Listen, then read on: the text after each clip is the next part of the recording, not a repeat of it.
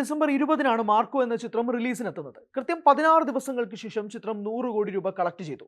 ഹിന്ദി മാർക്കറ്റിൽ ഇതുവരെ ഒരു മലയാള ചിത്രത്തിന് ഒരിക്കലും നേടാൻ സാധിക്കാത്ത ബൗണ്ടറികളും കഴിഞ്ഞുകൊണ്ടാണ് മാർക്കോയുടെ തേരോട്ടം തുടരുന്നത്. മാർക്കോയുടെ മാർക്കറ്റിംഗ് സ്ട്രാറ്റജി എന്തായിരുന്നു? ചിത്രത്തിന്റെ ഡിജിറ്റൽ കൺസൾട്ടന്റായ വിപിൻ കുമാറാണ് നമ്മളോടൊപ്പം ചേരുന്നത്. വിപിൻ, നമസ്കാരം. വിപിന്റെ സിനിമാ കരിയറിൽ തന്നെ ഒരു പൊൻതൂവൽ തന്നെയാണ് മാർക്കോ എന്ന് പറഞ്ഞാൽ നിഷേധിക്കാനാവുമോ? തീർച്ചയായിട്ടും ഇത് കരിയറിൽ എന്നല്ല, മലയാള സിനിമയുടെ തന്നെ ഒരു ബെഞ്ച് മാർക്കായി വന്നു എന്നറിയുന്നതിൽ ഇപ്പൊ എല്ലാവരും പറയുമ്പോൾ നമുക്ക് തീർച്ചയായിട്ടും സന്തോഷമുണ്ട്. കാര്യം നമ്മൾ ഈ മാർക്കോ എന്ന് പറയുന്ന സിനിമ നമ്മൾ ചിന്തിക്കുമ്പോൾ തന്നെ നമ്മൾ ആക്ച്വലി ഒരു ആക്ഷനിലും വയലൻസിലും ഒരു ബെഞ്ച് മാർക്ക് ആവണം എന്നൊരു തീരുമാനം ഉണ്ടായിരുന്നു ആക്ച്വലി. അപ്പൊ അങ്ങനെ തന്നെയാണ് നമ്മൾ ഒരുക്കിയത്. അപ്പൊ ഇപ്പോഴത്തെ ഈ ഒരു വലിയ സക്സസ്, ഈ വലിയൊരു വിജയം ആക്ച്വലി അത് മലയാള സിനിമയുടെ തന്നെ ഒരു പ്രൗഡ് മൊമെന്റ് ആയിട്ടാണ് നമ്മൾ ഇതിനെ കാണുന്നത്. ഹിന്ദിയിൽ ബേബി ജോൺ എന്ന ചിത്രത്തെ പോലും കടത്തി വെട്ടിക്കൊണ്ടാണ് മാർക്കോ തേരോട്ടം തുടങ്ങുന്നത്. 30-40 സ്ക്രീനിൽ നിന്ന് തുടങ്ങി 300-400 സ്ക്രീനിലെത്തി 1000 സ്ക്രീനിലേക്ക് മാർക്കോ കടന്ന് ഇപ്പോൾ ഹിന്ദി മാർക്കറ്റിൽ മുന്നേറുകയാണ്. എന്തു തോന്നുന്നു, ഹിന്ദിയിൽ ഇതുപോലൊരു യുവതാരത്തെ തന്നെ അടിച്ചമർത്തിക്കൊണ്ട് മാർക്കോയുടെ തേരോട്ടം തുടരുമ്പോൾ? ആക്ച്വലി നമ്മുടെ സിനിമയുടെ പൂജ ദിവസം തന്നെ ഹിന്ദി റൈറ്റ്സ് സെയിലായതാണ്. എനിക്ക് തോന്നുന്ന ഒരു സിനിമ, മലയാള സിനിമയെ സംബന്ധിച്ച് ഒരു പൂജാ ദിവസം ഡേ 1 തന്നെ ഒരു റൈറ്റ്സ് ക്രാക്ക് ചെയ്യുക എന്ന് പറയുന്നത്, ഒരു ഡീലാവുക എന്ന് പറയുന്നത് വലിയ കാര്യമാണ്. അപ്പൊ ഒരു വലിയ തുകയ്ക്ക് പൂജ ഡേയിൽ തന്നെ ക്രാക്ക് ആയതാണ് ഹിന്ദി റൈറ്റ്സ്. അന്ന് തൊട്ട് നമുക്ക് വാമിന്റെയാണ് എടുത്തത്, വാമിന്ത്യ ഡിസ്ട്രിബ്യൂഷൻ. അപ്പൊ അവരും നമ്മളും തമ്മിൽ വളരെ പ്ലാനിങ് ഉണ്ടായിരുന്നു. കാരണം വെച്ചാൽ ഈ സിനിമ എന്ന് ഇറങ്ങണം, നമ്മളിത് 5 ഭാഷയിൽ ഇറങ്ങുമ്പോൾ നമുക്ക് തന്നെ അറിയാമല്ലോ. ആക്ച്വലി ഇത് ഇന്ന ദിവസം ഇറങ്ങുമ്പോൾ മലയാളത്തിൽ മാത്രമല്ല, ആ സമയത്ത് അവരുടെ ലാംഗ്വേജിൽ അവരുടെ ഭാഷയിലും മറ്റ് സിനിമകളുണ്ടോ, അതൊരു ഫെസ്റ്റിവൽ സീസൺ ആണോ, എങ്ങനെ ആയിരിക്കണം അതിന്റെ റിലീസ് പ്ലാൻ. അപ്പൊ അതുകൊണ്ട് നമുക്ക് വ്യക്തമായ ധാരണ ഉണ്ട്. നമുക്ക് സമയം കിട്ടി. നമ്മൾ ആക്ച്വലി ഡീല് ഒരു വാമിലി ഡിസ്ട്രിബ്യൂഷനായിട്ടൊക്കെ ടൈപ്പ് ആയപ്പോൾ തീർച്ചയായിട്ടും നമുക്കത് ആലോചിക്കാനും അതനുസരിച്ച് പ്ലാൻ ചെയ്യാനും സിനിമ ഒരുക്കാൻ റെഡിയായി തയ്യാറാക്കാൻ അത് ഒരുപാട് സമയമെടുക്കുന്ന പ്രോസസ്സാണ്. ആക്ച്വലി ആ പ്രോസസ്സിനുള്ള സമയം നമുക്ക് കിട്ടിയെന്നുള്ളത് വലിയ കാര്യമാണ്. അതിൽ നമ്മുടെ കൂടെ നമ്മൾ ഈ പറഞ്ഞ എൻ്റെ പ്രൊഡക്ഷനായ ഷെരീഫിന്റെ ക്യൂബ്സ് എന്റർടൈൻമെന്റ് ആണെങ്കിലും ഉണ്ണിയുടെ ആണെങ്കിലും ഹനീഫിന്റെ ആണെങ്കിലും എല്ലാവരുടെ ഇൻപുട്സ് നമ്മൾ വ്യക്തമായ സമയത്ത് ആ സിനിമ തീർത്ത് എല്ലാ രീതിയിലും അവരുടെ അതിന്റെ ജോലികൾ തീർത്തിട്ട് നമുക്ക് ഡിസംബർ 20 ഇറക്കാൻ പറ്റി. ഇറക്കിയപ്പോൾ തീർച്ചയായിട്ടും ഈ പറഞ്ഞ പോലെ തന്നെ നമുക്കൊരു മലയാള സിനിമ ഡബ് ചെയ്ത് ഇറക്കുന്ന പറഞ്ഞാലും ഹിന്ദി പടം ഇറക്കുന്ന പറഞ്ഞാലും നമുക്കൊരു ഭയങ്കര വൈഡ് റിലീസ് ഒക്കെ കാര്യങ്ങൾ അവിടെ കിട്ടുക എന്ന് പറയുന്നത് വളരെ പുതിയതല്ലേ നമ്മൾ ആക്ച്വലി.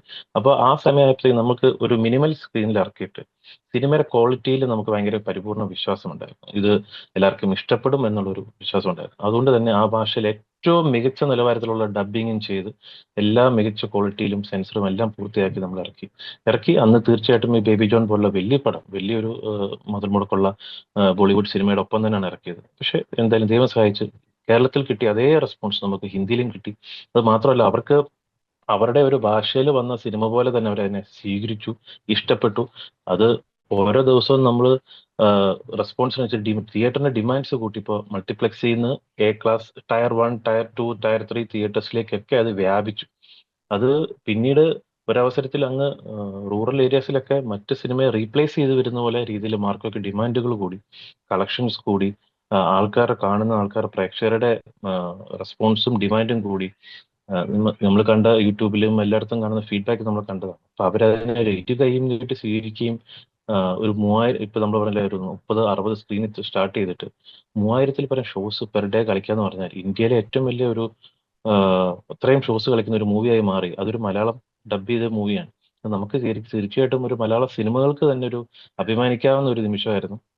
Very very happy. കാരണം വെച്ചാൽ വളരെ ഒരു ചെറിയ മിതമായ കളക്ഷൻ വരുന്ന ഒരു ഹിന്ദി ഡബ്ഡ് ഏരിയ ആണ് നമ്മൾ ശരിക്കും തുറന്നു കൊടുക്കപ്പെട്ടത്. അവിടുന്ന് 10 കോടിയും കഴിഞ്ഞ് മുന്നേറിക്കൊണ്ടിരിക്കുമ്പോൾ സന്തോഷമുണ്ട്. അതൊരു വ്യക്തമായ പ്ലാനിങ്. ഇതിപ്പോ ഒരു മാർക്കോ ഒരു തുടക്കമെന്ന് ഞാൻ പറയുന്നുള്ളൂ. ഞാൻ പറയുന്നത് നമ്മുടെ എല്ലാ മലയാള മൂവീസും എല്ലാ സാധ്യതകളും കണ്ട് ഇതിനും അപ്പുറത്തെ വിജയങ്ങൾക്ക് നമുക്ക് അത്ര സ്കോപ്പ് ഉണ്ടെന്നുള്ളതാണ് ഇതിൽ നിന്ന് മനസ്സിലാക്കേണ്ടത് ആക്ച്വലി. സോ സന്തോഷമാണ്. അതിനൊരു വ്യക്തമായ പ്ലാനിങ് ആവശ്യമാണ്. ഈ പറഞ്ഞ പോലെ ഒരു എല്ലാ ഫുൾ എൻ്റയർ ടീം ആക്ച്വലി ഇതിനു വേണ്ടി ഒരുപാട് വർക്ക് ചെയ്തിട്ടുണ്ട്. അതിന്റെ ഫലമാണ് ഈ ഒരു വലിയ സക്സസും ഈ ഒരു വലിയ റിലീസും ഹിന്ദിയിലേക്ക് കിട്ടിയത്. വിപിൻ, അങ്ങനെയൊക്കെ പറഞ്ഞാൽ പോലും 18+ ഓഡിയൻസ് ആണ് ചിത്രത്തിന്റെ ഏറ്റവും പ്രധാനപ്പെട്ട ടാർഗറ്റ് എന്ന് പറയുന്നത്. ആ 18+ ഓഡിയൻസ് മാത്രം ഉൾക്കൊള്ളിച്ചുകൊണ്ട് ഇത്രയും വലിയൊരു തേരോട്ടം ഈ പറയുന്ന പോലെ നിസ്സാരമാണോ? തീർച്ചയായിട്ടും ആവശ്യമുണ്ട്. കാര്യം വെച്ചാൽ നമുക്കറിയാം, ഇപ്പം ഉണ്ണി ഒരു മേപ്പടിയാൻ തൊട്ടൊരു phase 2 കാലഘട്ടം വന്നപ്പോൾ ഒരു ഫാമിലി ഓറിയന്റഡ് സിനിമകളിലൂടെയാണ് നമ്മൾ അടിയുറപ്പിച്ച് ഉണ്ണിയുടെ ഒരു സ്റ്റാർട്ടം അങ്ങനെ വന്നത്. ഇപ്പൊ ഏറ്റവും ഒരു ഫാമിലി ഓഡിയൻസിനെ മാളികപ്പുറം ജയ ഗണേഷ് മൈത്രിയാനിലൂടെ നമുക്ക് കിട്ടുകയും അപ്പൊ തീർച്ചയായിട്ടും ഒരു യൂത്തിലേക്ക് മാത്രം ഫോക്കസ് ചെയ്തൊരു സിനിമ വരുമ്പോൾ തീർച്ചയായിട്ടും ഉണ്ണിയുടെ സ്ട്രെങ്ത് എല്ലാവർക്കും അറിയാവുന്ന ആക്ഷൻ ഹീറോ ആണ് പുള്ളി. അപ്പൊ അതിലേക്ക് നമ്മൾ തിരിച്ചു വരുമ്പോൾ അതിനൊരു ബെഞ്ച് മാർക്കായി വരണമെന്ന് തീർച്ചയായിട്ടും ഒരു ഇതുണ്ടായിരുന്നു. അപ്പൊ അതുകൊണ്ട് തന്നെ മോസ്റ്റ് വയലന്റ് ആക്ഷൻ മൂവി എന്ന് നമ്മൾ ഡേ വൺ തൊട്ട് നമുക്ക് അറിയാം ഇതൊരു എ റേറ്റഡ് മൂവി ആയിരിക്കും എന്നുള്ളതും നമുക്കറിയാം. അതിന്റെ സ്ക്രിപ്റ്റും കാര്യങ്ങളും ഒക്കെ നമ്മളതിനെ സമീപിച്ചപ്പോൾ തൊട്ടേ നമുക്കറിയാം. അതുകൊണ്ട് തന്നെ നമുക്കറിയാം ഇതിനെ ടാർഗറ്റ് ചെയ്യുമ്പോൾ കോർ ഓഡിയൻസിനെ ടാർഗറ്റ് ചെയ്യണം. കാരണം നമുക്ക് ഇതിനകത്ത് ആൾക്കാരെ ഫൂളാക്കാൻ പറ്റില്ല. എല്ലാവരും ഫാമിലി ആയിട്ടും അല്ലെങ്കിൽ കുട്ടികൾ വരണം എന്ന് പറഞ്ഞിട്ട് അങ്ങനത്തെ ഒരു പടമല്ല ഇത്. Most violent action movie. Entertainer ആണ്, തീർച്ചയായിട്ടും സിനിമ എന്റർടൈനർ ആണ്. പക്ഷെ എന്നാലും ഈ വയലൻസിന്റെ കാരണം കൊണ്ട് ഒരു എ റേറ്റഡ് ആവുന്നുള്ളത് നമുക്കറിയാമായിരുന്നു. അതുകൊണ്ട് തന്നെ ഈ ഒരു പടത്തിന്റെ റിസ്ക് സാധ്യത കൂടുതലാണ്. കാരണം വെച്ചാൽ കുട്ടികൾ അടങ്ങുന്ന ഒരു ഫാമിലി നമുക്ക് എക്സ്പെക്ട് ചെയ്യാൻ പറ്റില്ല. അപ്പൊ ആ റിസ്ക് ഏറ്റെടുത്ത ഷെരീഫ് മുഹമ്മദ് നമ്മുടെ പ്രൊഡ്യൂസർ ആണെങ്കിലും എല്ലാവരും എടുത്ത ഒരു വലിയ റിസ്ക് ആണ്. അപ്പം ഉണ്ണിക്കും അറിയാമായിരുന്നു ഉണ്ണി നമ്മൾ ചെയ്തു വന്നിരുന്ന ഒരു ഫാമിലി കിഡ്സ് ഓഡിയൻസിനെ ചിലപ്പോ എന്നല്ല അത് നമുക്ക് ടാർഗറ്റ് ചെയ്യാൻ പറ്റില്ല ഇവിടെ. മറിച്ച് ഒരു 18+ ഉള്ള ഒരു യൂത്തിനെ ഫാമിലി നമുക്ക് കിട്ടാം. അപ്പം ആ ഒരു പ്രൊഡക്ഷൻ എടുത്ത ഒരു റിസ്ക്കും ചാലഞ്ചും നമ്മളൊരു മാർക്കറ്റിംഗ് സ്ട്രാറ്റജിയും എല്ലാവരും ആക്ച്വലി ഒരു കൂട്ടായ തീരുമാനമാണ്. കാരണം നമുക്ക് വ്യക്തമായ ധാരണയുണ്ട് ഈ സിനിമ നന്നായി എടുത്ത് പ്രേക്ഷകരിലേക്ക് എത്തിക്കണം. ഇത് എന്താണോ നമ്മൾ പറഞ്ഞത് we delivered what we promised. അതാണ് വെരി സിമ്പിൾ. നമ്മൾ മോസ്റ്റ് വയലന്റ് ആക്ഷൻ മൂവി എന്നാണ് നമ്മൾ പ്രോമിസ് ചെയ്തത്. അത് നമ്മൾ തിയേറ്ററിൽ അതങ്ങനെ തന്നെ കൊണ്ട് എത്തിച്ചു. അത് അവർക്ക് ഇഷ്ടപ്പെട്ടു. ചാലഞ്ചസ് ആണ് ഓഫ്കോഴ്സ്. നമുക്കറിയാം മലയാള സിനിമയിൽ തിയേറ്ററിൽ പ്രേക്ഷകരുടെ എണ്ണം കുറയുന്നു എന്ന് പല ഡിബേറ്റുകളിലും കേട്ടിട്ടുണ്ട്. അതെന്താണെന്ന് വെച്ചാൽ മലയാള സിനിമ പ്രേക്ഷകർക്ക് ഒരുപാട് ഓപ്ഷൻസ് ഉണ്ട്. അവർക്ക് സിനിമ എന്ന് പറയുന്ന ഒരു നെസസിറ്റി ഒന്നുമല്ല. അപ്പൊ തീർച്ചയായിട്ടും അവർ എന്തുകൊണ്ട് തിയേറ്ററിൽ വരണമെന്ന് നോക്കുമ്പോൾ അവർക്കൊരു ക്യൂരിയോസിറ്റി ഉണ്ടാക്കണം. ഈ സിനിമ എന്തുകൊണ്ട് കാണണം, visually or sound something different ആയിരിക്കണം. അപ്പൊ അതിന്റെ ഹൈപ്പ് കൊണ്ടുവരിക എന്ന് പറയുന്നത് തീർച്ചയായിട്ടും നമ്മുടെ പോസ്റ്റേഴ്സ് നമ്മൾ അതിനകത്ത് ആക്ച്വലി വലിയ പ്രൊമോഷൻ ഈ പറയുന്ന നമ്മൾ കണ്ടന്റ്സുകൾ കൊണ്ടാണ് സംസാരിക്കട്ടെ. നമ്മൾ പ്രേക്ഷകരുമായിട്ട് സംവാദിച്ചത് കണ്ടന്റ്സ് കൊണ്ടാണ്. നമുക്ക് ആക്ച്വലി ഒരു ടീസർ മാത്രം ഉണ്ടായിരുന്നു, പിന്നെ കുറച്ച് പ്രൊമോ സോങ്സും. അപ്പൊ നമ്മൾ ഇറക്കി വിട്ട കണ്ടന്റ്സിന്റെ പോസ്റ്റേഴ്സ് എടുത്ത് പറഞ്ഞു 10 പോയിന്റ് ആണ് പോസ്റ്റേഴ്സ് ചെയ്തത്. അവരുടെ മികച്ച പോസ്റ്റേഴ്സ് ഒരു ഇന്റർനാഷണൽ സ്റ്റാൻഡേർഡ് തോന്നി ഇന്റർനാഷണൽ രീതിയിൽ തന്നെയുള്ള പോസ്റ്റേഴ്സ് നമുക്ക് ഡെലിവർ ചെയ്യാൻ പറ്റി. അപ്പൊ അതൊക്കെ ആൾക്കാരിൽ ഇത് കണ്ടിരിക്കുന്ന സിനിമയാണ്, തിയേറ്ററിൽ വാച്ച് ചെയ്യേണ്ട ഒരു പടമാണ് എന്നുള്ള ഒരു ക്യൂരിയോസിറ്റി കൊണ്ടുവരാൻ പറ്റി. അപ്പൊ ഈ എ റേറ്റഡ് ഇതിനെ ചാലഞ്ചിനെ മറികടക്കാൻ നമ്മൾ ശ്രദ്ധിച്ചത് മികച്ച സിനിമയുടെ കണ്ടന്റുകൾ മികച്ച രീതിയിൽ മികച്ച സമയത്ത് ഇറക്കി വിടണം, ആൾക്കാരിലേക്ക് എത്തണം എന്നുള്ളൊരു ധാരണ ഉണ്ടായിരുന്നു. അപ്പൊ അതിൽ വിജയിച്ചു എന്നുള്ളതാണ്. അതുകൊണ്ടാണ് ഈ ചാലഞ്ചസിനെല്ലാം നമ്മൾ മറികടന്ന് ജയിക്കാൻ പറ്റിയത്. മലയാളി ഓഡിയൻസ് പ്രത്യേകിച്ച് മാളികപ്പുറം കണ്ടതിന് ശേഷം അയ്യപ്പൻ എന്നാണ് ഉണ്ണി മൂന്നിനെ വിളിച്ചുകൊണ്ടിരുന്നത്. എനിക്കിപ്പോഴും ഓർമ്മയുണ്ട്, തിയേറ്ററിൽ ഒരു വയസ്സായ ഒരു സ്ത്രീ സ്ക്രീനിൽ ഉണ്ണി മൂന്നിനെ കണ്ടപ്പോൾ അയ്യപ്പ എന്നാണ് വിളിച്ചത്. അങ്ങനെ ഒരു അയ്യപ്പൻ മോഡലിൽ നിന്ന് കണ്ടുകൊണ്ടിരുന്ന ഒരു വ്യക്തിയെ പെട്ടെന്ന് ഇത്രയും ബ്രൂട്ടൽ ആക്ഷൻ വയലന്റ് നായകനായിട്ട് മാറുമ്പോൾ ആ ഒരു കരിയർ ഫേസിങ് എങ്ങനെയാണ്, ആ ഒരു പേസ് എങ്ങനെയാണ് ഉണ്ണി മുകുന്ദൻ ട്രാക്ക് ചെയ്യുന്നതെന്നാണ് വിപിൻ മനസ്സിലാക്കുന്നത്? നമ്മൾ ആക്ച്വലി ജയഗണേഷ് കഴിഞ്ഞപ്പോൾ തന്നെ പറഞ്ഞിട്ടുണ്ടായിരുന്നു, ഇതോടുകൂടി ഫാമിലി കിഡ്സ് മൂവിയുടെ പാക്കേജ് കഴിഞ്ഞു. ഒരു 5 മൂവി പാക്കേജ് ആയിരുന്നു നമ്മുടെ പ്ലാൻ ആക്ച്വലി ഫേസ് 2. അപ്പൊ ആ ഒരു 5 മൂവി ഫാമിലി കിഡ്സ് ഓറിയന്റഡ് അവർക്ക് വേണ്ടിയിട്ട് മാത്രമുള്ള ഒരു പാക്കേജ്, അല്ലെങ്കിൽ അവരെ ഫോക്കസ് ചെയ്തിട്ടുള്ള ഒരു പാക്കേജ് ഓഫ് സിനിമാസ് കഴിഞ്ഞു. അപ്പൊ അതിനുശേഷം നമ്മൾ ചെയ്യാൻ പോകുന്ന പടം മാർക്കോ ആണെന്നും Marco deliberately we are focusing on youth audience. അത് ഇന്നത്തെ ഈ പറയുന്ന ന്യൂജൻസി എന്നൊക്കെ പറയുന്ന ഒരു ഓഡിയൻസിനെ ടാപ്പ് ചെയ്യാൻ വേണ്ടിയിട്ട് യൂത്തിനെ അട്രാക്ട് ചെയ്യാൻ പറ്റുന്ന, അല്ലെങ്കിൽ entertainment factors, mass commercial cinematic versions ഒക്കെ ഉള്ള ആ രീതിയിൽ തന്നെ വരുന്ന പടമാണെന്ന് നമ്മൾ നേരത്തെ പറഞ്ഞിരുന്നു. പിന്നെ ആക്ച്വലി നമുക്ക് ഈ ഒരു ഫാമിലിയിൽ നിന്ന് മാറുമ്പോൾ നമ്മൾ ആക്ച്വലി ഉണ്ണി പല ഇതിലും പറഞ്ഞിട്ടുണ്ടായിരുന്നു, ഈ റിസ്ക് നമുക്കുണ്ട്. അതിന് ഏറ്റവും വലിയ ഉദാഹരണമാണ് ഈ സിനിമ ഇറങ്ങിയ ഒരു ദിവസം, അന്നത്തെ രാത്രി ഞങ്ങൾ ഭക്ഷണം കഴിക്കാൻ പോയപ്പോൾ മാർക്ക് കണ്ടപ്പോൾ കുറെ ഫാമിലീസ് വന്നിട്ട് ഉണ്ണിയുടെ ഒന്ന് ഫോട്ടോ എടുക്കുമ്പോൾ അവരിങ്ങോട്ട് തന്നെ പറയായിരുന്നു, ഞങ്ങളിത് മാർക്കോ കണ്ടു. അപ്പൊ നമ്മൾ ആക്ച്വലി ഒന്ന് അതിശയിച്ചു, ഇവര് അയ്യപ്പാന്ന് വിളിച്ചിട്ടാണ് അടുത്തോട്ട് വരുന്നത്. അപ്പൊ മാർക്കോ കണ്ടിരുന്നു, ഇഷ്ടപ്പെട്ടു. അപ്പൊ നമ്മൾ ചോദിച്ചപ്പോൾ അവര് പറഞ്ഞു, ഞങ്ങൾക്ക് മാളികപ്പുറം പോലുള്ള പടവും ഇഷ്ടമാണ്, ഉണ്ണി ഇങ്ങനത്തെ പടം ചെയ്യുന്നത് ഞങ്ങൾക്ക് ഇഷ്ടമാണ്. ഞങ്ങളുടെ മനസ്സിൽ എപ്പോഴും ഉണ്ണി ബോയ് നെക്സ്റ്റ് ഡോർ ആണ്, ഉണ്ണിയാണ് അവരുടെ മനസ്സിൽ. പക്ഷെ മാർക്കോ പോലുള്ള സിനിമകൾ ചെയ്യുന്നത് കാണാൻ ഞങ്ങൾക്ക് താല്പര്യമുണ്ടെന്ന്. അപ്പം എനിക്ക് മനസ്സിലായി, ഒരു സെൽഫ് റിയലൈസേഷൻ ആണ്. നമ്മൾ ചെയ്യുന്ന കഥാപാത്രങ്ങളാണ് സംസാരിക്കുന്നത്. ഒരു കഥാപാത്രം ഇഷ്ടപ്പെടുമ്പോഴാണ് ആ കഥാപാത്രത്തിന്റെ പേര് വെച്ച് വിളിക്കുന്നത്. മല്ലു സിംഗ് ചെയ്തപ്പോ മസലളി എന്ന് വിളിച്ചു, അല്ല മല്ലു സിംഗ് എന്ന് വിളിച്ചു. വിക്രമാദിത്യൻ ചെയ്തപ്പോൾ മസലളി എന്ന് വിളിക്കുന്നു. ഇതൊക്കെ ഓരോ സിനിമയുടെ സിനിമ വിജയിക്കുമ്പോൾ ആ കഥാപാത്രം രജിസ്റ്റർ ആകുമ്പോഴാണ് നമ്മൾ ആ പേര് വെച്ച് വിളിക്കുന്നത്. അപ്പൊ തീർച്ചയായിട്ടും ഇപ്പൊ എല്ലാവരും മാർക്കോ എന്നാണ് വിളിക്കുന്നത്. ഇപ്പം ഈ പറഞ്ഞ നമ്മൾ ഉണ്ണി ഒരുപാട് സഞ്ചരിക്കുന്നുണ്ട്, ബോംബെയിലും ചെന്നൈയിലും ദുബായിലൊക്കെ പോകുമ്പോൾ ഇപ്പൊ ആൾക്കാർ റിലീസ് ചെയ്യുന്നത് മാർക്കോ എന്ന് പറഞ്ഞിട്ടാണ്. അപ്പം ഫാമിലി നമുക്ക് ആക്ച്വലി അറിയാമായിരുന്നു. നമ്മളെ മാളികപ്പുറം വരെ ഉള്ള ഇഷ്ടപ്പെട്ട, അല്ലെങ്കിൽ ജയഗണേശ് വരെ ഇഷ്ടപ്പെട്ട ഒരു ഫാമിലീസിനെ ചിലപ്പോൾ അവർക്ക് അറിയില്ല ഇതെങ്ങനെ ദഹിക്കും എന്നുള്ളത്. പക്ഷെ കാണുന്നുണ്ടെന്നുള്ളതാണ്. അൺഫോർച്ചുനേറ്റ്ലി കുട്ടികൾക്ക് കാണാൻ പറ്റുന്നുണ്ടാവില്ല എ റേറ്റഡ് ആയതുകൊണ്ട്. പക്ഷെ അവർക്കുള്ള പടം നമ്മൾ വീണ്ടും ചെയ്യും. ഗന്ധർവ ജൂനിയർ പോലത്തെ പടം വരുമ്പോഴത്തേക്കും അത് അവർ കണ്ടോളും. അതായത് വീണ്ടും ഫാമിലി ഓഡിയൻസ് സ്പേസിലേക്ക് ഉണ്ണി മുകുന്ദൻ പോകും എന്ന് തന്നെയാണോ നമ്മൾ മനസ്സിലാക്കേണ്ടത്? ഇല്ല, അങ്ങനെ പറയാൻ പറ്റില്ല. കാരണം വെച്ചാൽ ഗെറ്റ്സ് ബേബി എന്ന് പറയുന്നത് നമ്മൾ ചെയ്തതിന് വളരെ വ്യത്യസ്തമായിട്ടുള്ള ഒരു പടം. അതൊരു ഫാമിലി ഫാമിലി റൊമാൻസ് എല്ലാം ഉള്ള ഒരു മൂവിയാണ്, ഒരു ഫുൾ പാക്കേജ് മൂവിയാണ്. ഇപ്പൊ ഭയങ്കര കളർഫുൾ ആയിട്ടുള്ള, ഭയങ്കര റിച്ച് ആയിട്ടുള്ള, എന്നാൽ നല്ല ഒരു മെസ്സേജ് ഒക്കെ ഉള്ള ഒരു പടമാണ്. ഇറ്റ്സ് നോട്ട് അറ്റ് ഓൾ ഒരു നമ്മൾ ഇതുവരെ ചെയ്ത ടൈപ്പ് ഒരു ഫാമിലി ഓറിയന്റഡ് മൂവിയില്ല. പക്ഷെ തീർച്ചയായിട്ടും ഫാമിലീസിന്, യൂത്തിനും കണക്ട് ആവുന്ന ടൈപ്പ് ഒരു കളർഫുൾ എന്റർടൈനർ ആയിരിക്കും. ലൈക്ക് ഒരു പ്രേമലൊക്കെ കണ്ട് ഇഷ്ടപ്പെടുന്ന ഒരു ക്യാൻവാസിലുള്ള വലിയ രീതിയിൽ വരും. വിനയ് ഗോവിന്ദാണ് ഡയറക്ഷൻ ചെയ്യുന്നത്. സജീവ് പ്രൊഡക്ഷൻസ്, സ്കന്ദ പ്രൊഡക്ഷൻസിന്റെ. അത് നിഖില ബേമിലാണ് ഉണ്ണിയുടെ പേരായിട്ട് വരുന്നത്. ചെമ്പൻ വിനോദേട്ടനുണ്ട്, സുരഭി ലക്ഷ്മി ഉണ്ട്, ഒരുപാട് പേരുണ്ട്. അപ്പൊ അത് എൻറ്റയർലി ഒരു ഫാമിലി യൂത്തിന് രണ്ടുപേർക്ക് ഇഷ്ടപ്പെടുന്ന ടൈപ്പ് മൂവി ആയിരിക്കും.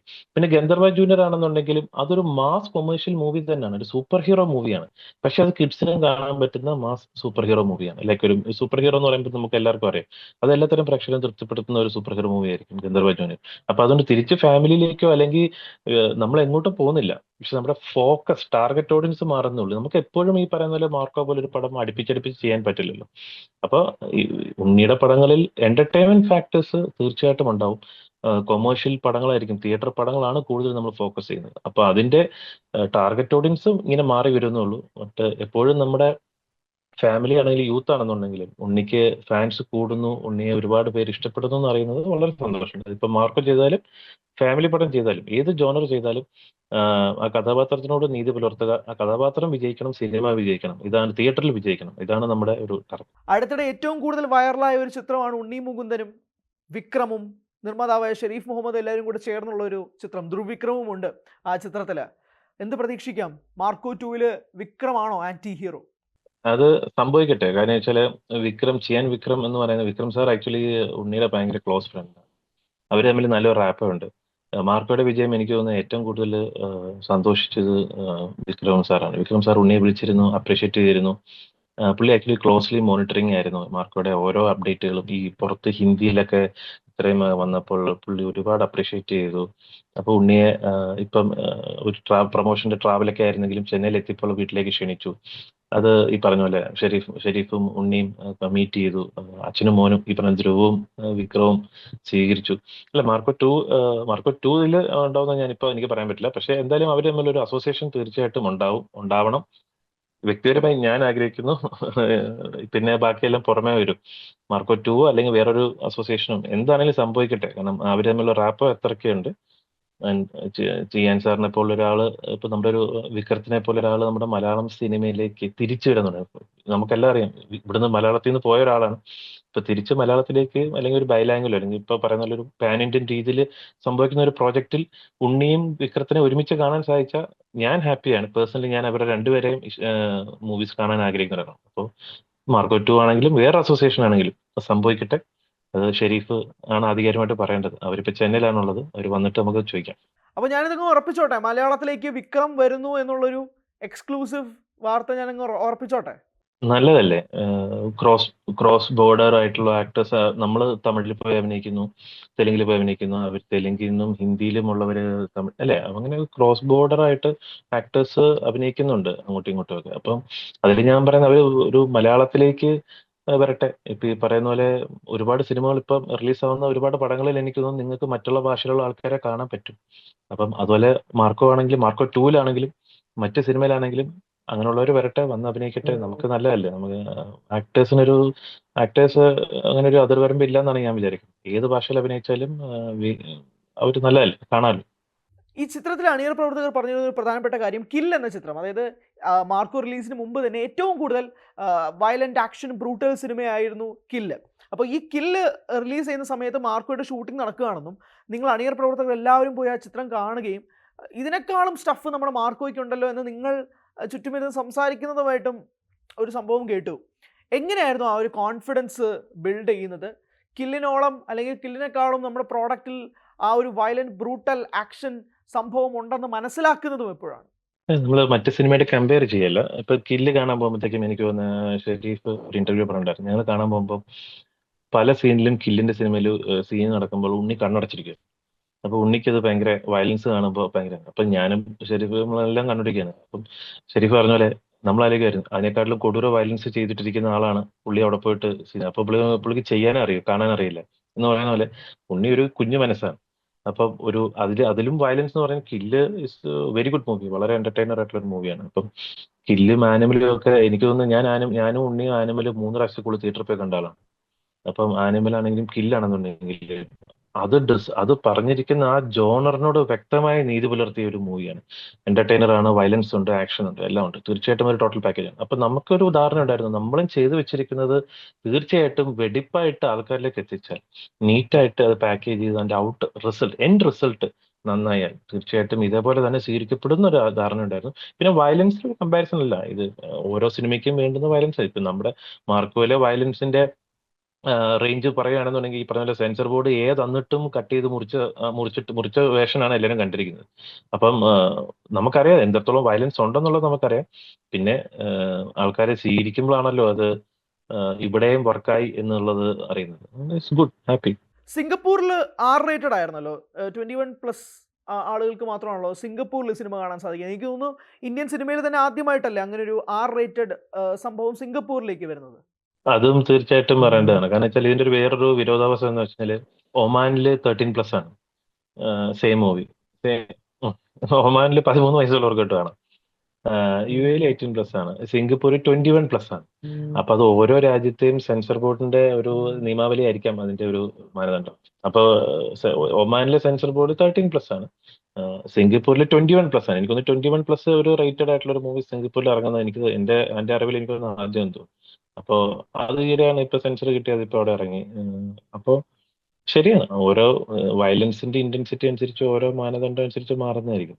വിപിൻ, നമ്മൾ എന്തൊക്കെ പറഞ്ഞാലും ശരി, പൈറസി അല്ലെങ്കിൽ ഒരു HD ലീക്ഡ് പ്രിന്റ് എന്ന് പറയുന്ന ഒരു സംഭവം ഉണ്ടല്ലോ. അതായത് എത്രയൊക്കെ നമ്മൾ സിനിമ വളർന്നു എന്ന് പറഞ്ഞാൽ പോലും അതിനനുസരിച്ച് വളരെയധികം വൈറസായി മാറിക്കൊണ്ടിരിക്കുന്ന ഒരു സംഭവമാണല്ലോ ഈ പൈറസി കണ്ടന്റ്. അതും ലീക്ഡ് HD പ്രിന്റാണ്, തിയേറ്റർ പ്രിന്റ് പോലും അല്ല, HD പ്രിന്റാണ് പുറത്ത് വരുന്നത്. അത് കാണാൻ വേണ്ടിയിട്ട് ആളുകളും ഇങ്ങനെ നിരന്നിരിക്കുകയാണ്. ഇത് നമുക്കൊരു എങ്ങനെയായിരിക്കാം ഇതിനൊരു പോസ് അല്ലെങ്കിൽ ഇതിനൊരു കംപ്ലീറ്റ് സ്റ്റോപ്പ് എങ്ങനെ വരുത്താൻ സാധിക്കുമെന്നാണ് വിപിൻ കരുതുന്നത്? മലയാള സിനിമ മാത്രമല്ല, ഗ്ലോബലി നേരിടുന്ന ഒരു പ്രശ്നമാണ് ഈ പൈറസി എന്ന് പറയുന്നത്. പൈറസി എനിക്ക് തോന്നുന്നു ഞാൻ കോവിഡ് സമയത്ത് മാലിക് എന്ന് പറഞ്ഞ സിനിമ OTT ഇറങ്ങിയപ്പോൾ അതിന്റെ പൈറസിക്ക് വേണ്ടി ഞാൻ സംസാരിച്ചിട്ടുണ്ട്. ഇത് actually we cannot stop it. നമുക്കറിയില്ല, നമുക്കിത് കൺട്രോൾ ചെയ്യാൻ ഒരു പരിധി വരെ പറ്റിയേക്കും. പക്ഷെ ഇത് സ്റ്റോപ്പ് ചെയ്യാനെന്നുള്ള ഒരു സൊല്യൂഷൻ ഇതുവരെ വന്നിട്ടില്ല. നമ്മൾ ഒരുപാട് ടെക്നോളജി വൈസ് ആയിട്ടും നിയമപരമായിട്ടും ഒക്കെ മുന്നേറിയിട്ടുണ്ട്. പക്ഷെ ഇത് സ്റ്റോപ്പ് ചെയ്യുന്നത് എങ്ങനെയാണെന്ന് നമുക്ക് മനസ്സിലാവുന്നില്ല. സ്റ്റോപ്പ് എന്ന് വെച്ചാൽ ഇത് എങ്ങനെ സംഭവിക്കുന്നു? കാരണം ഇതിന്റെ ഒരു ചെയിൻ ആയിട്ടാണ്. നമുക്ക് ചിലപ്പോൾ പിടിക്കാൻ പറ്റുന്നത് ഒരു ലാസ്റ്റത്തെ ഒരു 3-4 കണ്ണി വരെ ആയിരിക്കും. But this chain is going like anything. അപ്പോൾ നമുക്ക് കൺട്രോൾ ചെയ്യാനാണ് നമ്മൾ ഇപ്പോഴും ശ്രമിക്കുന്നത്. നമുക്ക് ആന്റി പൈറസി പോലത്തെ ടീമുകളും കാര്യങ്ങളൊക്കെ സൈബർ സെല്ലുമായിട്ടൊക്കെ ചേർന്ന് വർക്ക് ചെയ്യുന്നുണ്ടെങ്കിൽ പോലും നമുക്കിതൊരു പരിധി കൂടുതൽ കൺട്രോൾ ചെയ്യാൻ പറ്റത്തില്ല. നമുക്ക് അതുകൊണ്ടാണ് ഏറ്റവും നമുക്ക് ചെയ്യാൻ പറ്റുന്നത് നമുക്ക് അപേക്ഷിക്കാന്നുള്ളത് പ്രേക്ഷകരോട്. നമ്മളൊരു സിനിമ ഇറക്കുന്നത്, തിയേറ്ററിൽ ഇറക്കുന്നത് തീർച്ചയായിട്ടും അതിന്റെ വിഷ്വൽ ഓഡിയോ ക്വാളിറ്റിയിൽ നിങ്ങൾ കാണണം എന്ന് പറഞ്ഞിട്ടാണ് അതിന്റെ ഏറ്റവും മികച്ച രീതിയിൽ ഇറക്കുന്നത്. അപ്പൊ നിങ്ങൾക്ക് ഇത് ഒട്ടും നിങ്ങൾക്ക് കിട്ടിയില്ലെന്നുണ്ടെങ്കിൽ അത് നിങ്ങൾക്കാണ് നഷ്ടം വരിക. അപ്പം HD പ്രിന്റുകൾ അവൈലബിൾ ആണെങ്കിൽ പോലും, നിങ്ങളുടെ മുന്നിൽ വന്നാൽ പോലും നിങ്ങൾ കാണാതിരിക്കുക എന്ന് പറയുന്നതാണ് അല്ലെ. ഡിമാൻഡ് ഉള്ളപ്പോഴാണ് സപ്ലൈ കൊടുക്കുന്നത്. ഡിമാൻഡ് ഇല്ലെങ്കിൽ സപ്ലൈ ചെയ്തിട്ട് കാര്യമില്ല. ഇപ്പം പ്രേക്ഷകരോട് ഉണ്ണിയാണെങ്കിലും അത് പൃഥ്വിരാജ് ഉൾപ്പെടെയുള്ള എല്ലാ താരങ്ങളും ഒരുപാട് പേര് സപ്പോർട്ട് ചെയ്തിരുന്നു. ആ മൂവ്മെന്റ് ആണ് നമുക്ക് ചെയ്യാൻ പറ്റൂ. നമ്മൾ ഒരുപാട് ചെയ്യുന്നുണ്ട് ആക്ച്വലി. പക്ഷെ ഇത് പിന്നെ ഞാൻ വേറൊരു സന്ദർഭത്തിൽ ഞാൻ പറഞ്ഞിട്ടുണ്ടായിരുന്നു, റെഗുലേറ്റ് ചെയ്യപ്പെടാം. എനിക്ക് തോന്നുന്നത് ബാൻ എന്ന് പറയുന്നത് ഇപ്പൊ ടെലിഗ്രാം വഴിയൊക്കെ ആൾക്കാർ സിനിമ കാണുന്നതിനെ പറ്റി പറയുന്നു. നമുക്ക് പെട്ടെന്ന് പറയാം എന്നാ പിന്നെ ടെലിഗ്രാം അങ്ങ് ബാൻ ചെയ്താൽ പോരെ. അതൊരു സൊല്യൂഷൻ അല്ല. ബാൻ ചെയ്യാന്ന് പറഞ്ഞാൽ ഒരു ടെലിഗ്രാം ബാൻ ചെയ്താൽ 10 ടെലിഗ്രാം പോലുള്ള ആപ്പുകൾ വരും. അപ്പം ബാൻ അല്ല ഒരു ഓപ്ഷൻ. നമുക്ക് റെഗുലേറ്റ് ചെയ്യാൻ പറ്റും. അത് എനിക്ക് തോന്നുന്നു ഒരു ഇന്ത്യൻ ഗവൺമെന്റ് നമ്മുടെ സർക്കാരുകൾക്ക് വെച്ചിട്ട് നമുക്ക് അതിന്റെ ഒരു ഷെയറിംഗ് സൈസ് കുറയ്ക്കാം. ഫയൽ ഷെയറിംഗ് സൈസ് ഇപ്പൊ ഒരു 10 MB 20 MB എനിക്ക് തോന്നുന്നു ഒരു പക്ഷേ ഒരു കാലത്തിന് മുന്നേ വരെ വാട്സാപ്പിൽ നമുക്ക് അത്രേ പറ്റുള്ളായിരുന്നു. ഇത്ര MB ഫയൽ ഷെയറിംഗ് നടക്കും. അതുകൊണ്ട് തന്നെ വാട്സാപ്പിലൂടെ സിനിമ കാണുന്നത് പ്രാവർത്തികമല്ലായിരുന്നു. അത് ടെലിഗ്രാം പോലുള്ള ആപ്പിലും അങ്ങനത്തെ ഒരു കൺട്രോൾ കൊണ്ടുവന്നു കഴിഞ്ഞാൽ ഒരു പക്ഷേ ഒരു സിനിമ മൊത്തം നമുക്ക് ഒറ്റയടിക്ക് ഡൗൺലോഡ് ചെയ്യാൻ പറ്റില്ലല്ലോ. ഒരു 10-50 പാർട്സ് ഒക്കെ ആയിട്ടോ. അപ്പൊ അതിന് ഡിമാൻഡ് കുറയും, കാണാതെ പോകും. ഇതൊക്കെ ഒരു ഓപ്ഷനാണ്. പിന്നെ ടോറന്റും മറ്റുള്ള സൈറ്റുകളൊക്കെ ഇപ്പോഴും ഉണ്ട്. ഇപ്പൊ പറയുന്ന പോലെ ചില സൈറ്റുകൾ, ഞാൻ സൈറ്റുകളുടെ ഒന്നും പേര് പറയുന്നില്ല, പക്ഷെ പല സൈറ്റുകളും ഇപ്പൊ രജിസ്റ്റർ ചെയ്യുന്നതും അതിന്റെ IP ഒക്കെ ഈ പറയുന്ന കോപ്പിറൈറ്റ് ഇഷ്യൂ അധികം ഭയങ്കര സ്ട്രോങ് അല്ലാത്ത ഏതോ രാജ്യത്തൊക്കെ ആയിരിക്കും രജിസ്റ്റർ ചെയ്തിരിക്കുന്നത്. അപ്പൊ അതൊക്കെ നമുക്ക് നമുക്ക് നിർത്താൻ പാടാണ്. കൺട്രോൾ ചെയ്യാൻ പറ്റും. ആ റെഗുലേഷൻ കൊണ്ടുവരാൻ നമ്മൾ ശ്രമിക്കുന്നുണ്ട്. എല്ലാവരുടെ ഭാഗത്തുനിന്നും, നമ്മുടെ എല്ലാ സിനിമാക്കാരുടെ ഭാഗത്തുനിന്നും, എനിക്കൊന്ന് സർക്കാരിന്റെ ഉൾപ്പെടെയുള്ള ഭാഗത്തുനിന്നും ഏറ്റവും ബെസ്റ്റ് ആയിട്ടുള്ള രീതിയിൽ ഇപ്പൊ ചെയ്യുന്നുണ്ട്. ഇനിയും ചെയ്യണം എന്നാണ് പറയുന്നത്. പക്ഷെ ആത്യന്തികമായി ചെയ്യേണ്ടത് പ്രേക്ഷകരാണ്. Please stop watch piracy films. അതാണ് ഒരു ഏറ്റവും ലളിതമായിട്ട് നമുക്ക് ഇപ്പൊ റിക്വസ്റ്റ് ചെയ്യാൻ പറ്റുന്നത്. വന്നപ്പം മുതൽ എല്ലാ ചെന്നായ്ക്കളും എന്നെ കൂട്ടം കൂടി നിന്ന് ആക്രമിക്കുകയാണ്, ഇനി ഇവിടെ ഞാൻ മതി എന്നുള്ള മാർക്കോയിലെ ഒരു സംഭാഷണമുണ്ട് ഉണ്ണി മുകുന്ദൻ്റേത്. ഉണ്ണിയുടെ കരിയർ തന്നെ എടുത്തു നോക്കുകയാണെങ്കിൽ പോലും അപ്പ് ആൻഡ് ഡൗൺ ഫേസസ് ഒക്കെ ഒരുപാട് ഉണ്ടായിട്ടുണ്ട്. ഇപ്പോൾ ഉണ്ണി മുകുന്ദൻ്റെ മനസ്സിൽ എന്താണ്? Is he happy right now? Is very happy and relaxed. കാരണം ഉണ്ണിയുടെ ഏറ്റവും വലിയൊരു ഡ്രീം ആയിരുന്നു. ഉണ്ണിയുടെ ഏറ്റവും വലിയ ആഗ്രഹമാണ്. ഉണ്ണി സിനിമയിലേക്ക് വന്ന് അറിയാം, നമുക്ക് എല്ലാവർക്കും അറിയാം. പുള്ളി ഗുജറാത്തിൽ പഠിച്ച് ജനിച്ച് വളർന്ന് സിനിമ മോഹിച്ച് ട്രെയിൻ കയറി വന്നു. ആ കഥയിൽ നമ്മൾ കേട്ടു. അപ്പം ആക്ച്വലി ഉണ്ണി ഒരുപാട് സിനിമയെ ഇഷ്ടപ്പെടുന്ന ഒരാളാണ്. തീർച്ചയായിട്ടും ഒരു ഗോഡ് ഫാദർ ഇല്ലാതെ വന്ന ഒരാളാണ്. ഒരു കോക്കസിലോ ഗ്രൂപ്പിസിലോ ഒന്നും പെടാത്ത ഒരാളാണ്. പറയുന്ന പോലെ നമുക്കെല്ലാം അറിയാവുന്ന ഒരു ഉണ്ണിയാണ് ഉണ്ണി. ശരിക്കും പുള്ളി ഒരു ബോഡി ഫിറ്റ്നസ് ഫ്രീക്കാണ്. ഫിറ്റ്നസ് ഫ്രീക്ക് അതാണ് പുള്ളിയുടെ ഏറ്റവും വലിയൊരു ഗ്രൂപ്പിസം, അല്ലെങ്കിൽ പുള്ളിയുടെ ഒരു ഫോക്കസ് എന്ന് പറയുന്നത്. പക്ഷെ സിനിമയോട് തീർച്ചയായിട്ടും ഭയങ്കര അഭിനിവേശമുള്ള ഒരാളാണ്.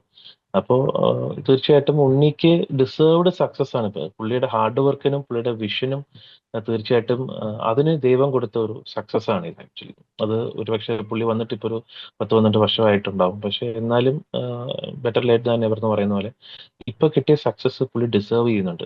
പുള്ളി അത്രയും എഫേർട്ട് എടുക്കുന്നുണ്ട്. അത് നേരിട്ട് കാണുന്നതുകൊണ്ടാണ്. എല്ലാവരും എഫേർട്ട് എടുക്കുന്നുണ്ട്. പക്ഷെ പ്രത്യേകിച്ച് ഉണ്ണി എടുക്കുന്ന ഒരു എഫേർട്ട്, ഇങ്ങനൊരു ഉണ്ണി സിനിമ മൾട്ടി ലാംഗ്വേജ് ആയിട്ടും ഉണ്ണിയുടെ സിനിമ മറ്റുള്ളവർ കാണണം, അവിടെ എത്തപ്പെടണം എന്നൊക്കെ ഒരുപാട് ആഗ്രഹിച്ചിട്ടുണ്ടായിരുന്നു.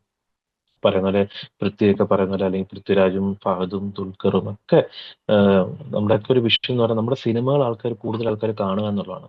ബോർഡർ ക്രോസ് ലാംഗ്വേജിന് അതീതമായിട്ട് ആൾക്കാർ സിനിമ കാണണം, സിനിമയ്ക്കൊരു അഡീഷണൽ റവന്യൂ സോഴ്സ് ഉണ്ടാവണം എന്നൊക്കെയുള്ള ഒരു വിഷൻ ഉണ്ടായിരുന്നു. അപ്പൊ അതിലേക്ക് നമുക്ക് ഉണ്ണിയുടെ കോൺട്രിബ്യൂഷൻ എന്ന് പറയുന്നത് വളരെ പെട്ടെന്ന് ഒരുപാട് കോൺട്രിബ്യൂട്ട് ചെയ്യാൻ പറ്റി, അല്ലെങ്കിൽ ഇപ്പൊ അത് നമ്മൾ അച്ചീവ് ചെയ്തപ്പോൾ ആ സക്സസ്സിൽ ഉണ്ണി ഭയങ്കര സന്തോഷമുണ്ട്. ഉണ്ണി വളരെ ഹാപ്പിയാണ്. ഈ ഡിസേർവ് ഫോർ ദി സക്സസ് എന്നാണ് ഞാൻ പറയുന്നത്. അപ്പം ഞാനും സന്തോഷമാണ്. അത് അടുത്ത് നിന്ന് കാണാൻ പറ്റുന്നതിൽ എനിക്കും വളരെ സന്തോഷമുണ്ട്. പിന്നെ ഈ പറഞ്ഞ പോലെ ഹിന്ദിയിൽ പോയിട്ട് ഇന്ത്യ ടുഡേ പോലുള്ള ഏറ്റവും വലിയ ഇന്ത്യയിലെ മാധ്യമത്തിലൊക്കെ പോയി സംസാരിച്ചപ്പോൾ ഹിന്ദിയിൽ അവിടെ ലോക്കൽ ബോയ് പോലെയാണ് സംസാരിക്കുന്നത്. എനിക്ക് തോന്നുന്നു അവർ ആദ്യം വിചാരിച്ചാണ് ഏതോ സൗത്തിൽ നിന്ന് വന്ന ഒരു മലയാളി മല്ലു ആയിരിക്കും. പക്ഷെ പുള്ളി സംസാരിക്കുന്ന ലോക്കൽ ഹിന്ദിയാണ്. അവർക്ക് നോക്കുമ്പോഴത്തേക്കും സ്ലാങ്ങും ഡയലക്റ്റും ഒക്കെ നോക്കുമ്പോഴത്തേക്കും ഏറ്റവും പ്യുവർ ഹിന്ദിയാണ് പുള്ളി സംസാരിക്കുന്നത്. ഗുജറാത്തിൽ പോയപ്പോൾ ഗുജറാത്തിയാണ് സംസാരിക്കുന്നത്. അപ്പൊ അവർക്ക് ആക്ച്വലി അപ്പൊ ഒരു ക്ലോസ്ഡ് ഹേർട്ട് വന്നു. ഇതല്ല കേട്ടോ, ഇവൻ നമ്മുടെ ആളെ പോലെയാണ്, നമ്മുടെ ആളാണ് എന്നുള്ള രീതിയിൽ അവർക്കൊരു ക്ലോസ്ഡ് ഹേർട്ട് വന്നു. അപ്പൊ അങ്ങനത്തെയൊക്കെ ഇപ്പൊ തെലുങ്കിലാണെങ്കിൽ ഉണ്ണി തെലുങ്ക് പടം ചെയ്തിട്ടുള്ളതുകൊണ്ട് ഉണ്ണിക്ക് തെലുങ്ക് കുറച്ചൊക്കെ അറിയാം. പിന്നെ തമിഴ് ചെയ്തിട്ടുണ്ട്. പിന്നെ ഈ മാർക്കോടെ തന്നെ എല്ലാ ഭാഷയിലും ഉണ്ണി തന്നെ ഡബ് ചെയ്തിരിക്കുന്നത്. എല്ലാ ഭാഷയും ഉണ്ണി തന്നെ ഡബ് ചെയ്തിരിക്കുന്നത്. അപ്പം എല്ലാ ഭാഷയിലും അതാത് സ്ഥലത്ത് പോയിട്ട് അവരുടെ ഭാഷ സംസാരിക്കുമ്പോൾ കുറച്ചുകൂടെ റീച്ച് കൂടും, അവിടുത്തെ ആൾക്കാർ ശ്രദ്ധിക്കും. അപ്പം അത് തീർച്ചയായിട്ടും ഉണ്ണിയുടെ ലാംഗ്വേജിന്റെ ഇത്ര ലാംഗ്വേജ് അറിയാവുന്നു എന്നുള്ളത് ശരിക്കും പറഞ്ഞാൽ അത് ഗുണം ചെയ്തിട്ടുണ്ട്. തീർച്ചയായിട്ടും ഇങ്ങനൊരു സിനിമ ഇത്ര സഞ്ചരിക്കുമ്പോൾ നമ്മൾ അവരുടെ ഭാഷയിൽ കൊണ്ട് സംസാരിക്കുമ്പോൾ അവര് കൂടുതൽ ആൾക്കാർ കാണും, ഈ സിനിമയെ പറ്റി അറിയും, കൂടുതൽ ഉണ്ണിയോടുള്ള ഇഷ്ടം വരും, അല്ലെങ്കിൽ സിനിമ കാണാനുള്ളൊരു ടെൻഡൻസി കൂടും. അത് നല്ലതാണ്. എല്ലാ മാധ്യമങ്ങളും ലീഡിങ് മാധ്യമങ്ങളിലൊക്കെ ഉണ്ണിക്കൊക്കെ സംസാരിക്കാനും പോകാനും പറ്റിയത് വലിയ ഭാഗ്യമായിട്ട് കാണും. വിപിൻ, ഞാൻ എൻ്റെ അവസാനത്തെ ചോദ്യത്തിലേക്ക് കടക്കുകയാണ്. എപ്പോഴായിരിക്കും മാർക്കോ 2-ന്റെ അനൗൺസ്മെന്റ്? സംഭവിക്കട്ടെ, സംഭവിക്കട്ടെ. മാർക്കോ 2 മാത്രമല്ല, ഉണ്ണി പറഞ്ഞ പോലെ മാർക്കോ 2, 3, 4 ഒക്കെ സംഭവിക്കട്ടെ. ആക്ച്വലി ഒരു ഫ്രാഞ്ചൈസി പോലെ സംഭവിക്കട്ടെ. മലയാള സിനിമയിലും വേണ്ടേ, നമുക്കും ഫ്രാഞ്ചൈസീസ് വേണം. ഇപ്പൊ മാർക്കോ 2 എന്ന് മാത്രമല്ല, മാർക്കോ പോലെ നമ്മുടെ സിനിമകള് വലിയ രീതിയിലുള്ള സിനിമകൾ ഇവിടെ നിർമ്മിക്കപ്പെടണം. അത് റിലീസാവണം. അത് മറ്റ് ഭാഷയിലും മറ്റ് എല്ലാ രാജ്യങ്ങളിലും ഉൾപ്പെടെ ഒരുപാട് ട്രാവൽ ചെയ്യണം. നമുക്ക് ഒരുപാട് ബിസിനസ് സാധ്യതകൾ തുറന്നു തരണം. എന്നാലേ സിനിമകൾ വീണ്ടും വലിയ സിനിമകൾ വരുന്നുള്ളൂ. ഇപ്പൊ നേരത്തെ ഒരു ചോദ്യം ചോദിച്ചു, മറ്റുള്ള ഭാഷയിലുള്ള ആൾക്കാർ എന്തുകൊണ്ട് ഇവിടെ വരുന്നില്ല? അതിന്റെ മെയിൻ ആയിട്ടുള്ള എന്താന്ന് വെച്ച് കഴിഞ്ഞാൽ, അവരെ ഉൾക്കൊള്ളാനുള്ള ഒരു ബഡ്ജറ്റ് നമ്മുടെ സിനിമകൾക്കില്ല എന്നുള്ള ഒരു ഇതാണ് മെയിൻ ആയിട്ട്. വലിയ ആൾക്കാരെ ഇവിടെ ഉൾക്കൊള്ളിക്കാൻ പറ്റില്ല. അവരുടെ ഒരു പൈസ പ്രതിഫലം ഇവിടെ നമുക്ക് അവരെ അക്കോമഡേറ്റ് ചെയ്യാൻ പറ്റില്ല എന്നുള്ളൊരു സംഭവം. അത് മാറണം. അത് മാറണം എന്നുണ്ടെങ്കിൽ മലയാള സിനിമയുടെ ബിസിനസ് സാധ്യതകൾ കൂടണം. മലയാള സിനിമയുടെ ഒരു കച്ചവട മൂല്യം അത് കൂടുമ്പോൾ തീർച്ചയായിട്ടും നമുക്ക് അവരെ അക്കോമഡേറ്റ് ചെയ്യാൻ പറ്റും. നമ്മൾ അവിടെ പോയാൽ തന്നെ അവരെ നമുക്ക് അക്കോമഡേറ്റ് ചെയ്യാൻ പറ്റും. അപ്പൊ അതുകൊണ്ട് മാർക്കോ 2 സംഭവിക്കട്ടെ, മാർക്കോ 3 സംഭവിക്കട്ടെ, മാർക്കോ പോലെ തന്നെ മറ്റു വലിയ വലിയ സിനിമകൾ ഇവിടെ സംഭവിക്കട്ടെ, വലിയ വിജയങ്ങൾ കൊയ്യണം. നമ്മുടെ ഇൻഡസ്ട്രിയുടെ മൊത്തം ആവശ്യമാണ്. കാരണം ഇതിനുള്ള സ്പേസ് ഉണ്ട്. അപ്പൊ ഒരുപാട് ആൾക്കാർക്ക് തൊഴിൽ കിട്ടും, ഒരുപാട് താരങ്ങളുണ്ടാവും.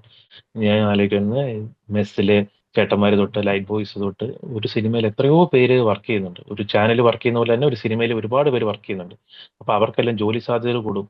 നമ്പർ ഓഫ് മൂവീസ് കൂടി കഴിഞ്ഞാൽ അത്രയും ആൾക്കാർക്ക് ജോലി കിട്ടും. അതെല്ലാം വിജയമായി കഴിഞ്ഞാൽ അവരുടെ എല്ലാം ജീവിത സാഹചര്യം മാറും. അപ്പൊ എല്ലാ രീതിയിലും ഇതൊരു കളക്റ്റീവാണ്, ഒരു ഡയറക്ട്ലി പ്രൊഫഷണൽ. അപ്പൊ എല്ലാ രീതിയിലും വലിയ വലിയ പടങ്ങൾ സംഭവിക്കട്ടെ. മാർക്കോ 2 സംഭവിക്കട്ടെ. മറ്റുള്ള സിനിമകളെല്ലാം വലിയ പടങ്ങൾ വന്ന് വിജയിക്കട്ടെ. തിയേറ്ററിൽ തന്നെ വിജയമാവട്ടെ. അത് പ്രേക്ഷകർ കണ്ട് സപ്പോർട്ട് ചെയ്യണം. തിയേറ്ററിൽ വന്ന് സപ്പോർട്ട് ചെയ്യണം. എല്ലാ മാധ്യമങ്ങളും സപ്പോർട്ട് ചെയ്യണമെന്നാണ് ഞാൻ റിക്വസ്റ്റ് ചെയ്യുന്നത്. എന്തായാലും മാർക്കോ വലിയ തേരോട്ടം തുടർന്നുകൊണ്ടേയിരിക്കുകയാണ്. നാഷണൽ മീഡിയ ഉൾപ്പെടെ ഇപ്പോൾ ഉണ്ണി മുകുന്ദനാണ് താരം. വരാൻ പോകുന്ന സിനിമകൾ എന്തൊക്കെയാണെന്ന് അറിയില്ല. പക്ഷെ അതോടൊപ്പം തന്നെ ഉണ്ണി പറഞ്ഞൊരു പ്രധാനപ്പെട്ട കാര്യം മാർക്കോ 2, 3, 4 ഒക്കെ തന്നെ വരുന്നതായിരിക്കും. എന്തായാലും ഈ മാർക്കോ 2യുടെ അപ്ഡേറ്റ്സ് ഉൾപ്പെടെ എങ്ങനെയായിരിക്കാം ഉണ്ണി മുകുന്ദൻ്റെ പുതിയ ചിത്രത്തിൻ്റെ അപ്ഡേറ്റിന് വേണ്ടിയിട്ടുള്ളൊരു കാത്തിരിപ്പൊക്കെ നിലനിൽക്കുകയാണ്. എന്തായാലും വളരെയധികം നന്ദി വിപിൻ, നമ്മളോടൊപ്പം ഈ അവസരത്തിൽ പങ്കുചേർന്നതിന്. Thank you so much.